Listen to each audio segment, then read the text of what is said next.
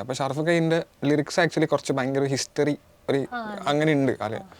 മറ്റേ മക്കയിലത്തെ മറ്റേ കാബ മറ്റേ സംസം എന്നില്ല അതൊക്കെ ഭയങ്കരമായിട്ട് അർത്ഥ തലങ്ങളുള്ള വേർഡ്സാണ്. ആ പാട്ടിന് ആക്ച്വലി അങ്ങനെ ഒരു സ്റ്റോറി ഉണ്ട്. അപ്പോൾ അത് അങ്ങനെ ലിറിക്കൊക്കെ വന്നു.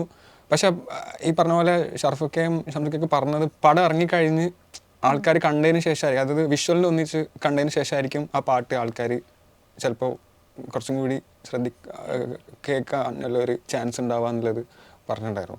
അപ്പം അതും ഇങ്ങനെ ഭയങ്കരമായിട്ട് ആൾക്കാർക്ക് ഇഷ്ടപ്പെട്ടു. അത് ഭയങ്കര റെസ്പോൺസ് ആ പാട്ടിന്. എനിക്ക് തോന്നുന്നു ഇപ്പോൾ ആൾക്കാർ അധികം കേൾക്കുന്നത് കൽബിനാമയാണ്.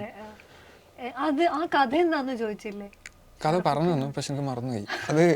അതെന്താണെന്ന് വെച്ചാൽ ഈ മക്കയിലെ ഇങ്ങനെ അവരിങ്ങനെ നമ്മൾ ഒരു പ്രദക്ഷിണം പോലെ വെക്കുന്ന അങ്ങനെ കറക്റ്റ് ടേമാണോ എന്നറിയില്ല അത്. അപ്പോൾ അത് അവിടുന്ന് വരുന്ന മറ്റേ ഒരു സംസം എന്നില്ല അതാണ് വെള്ളം.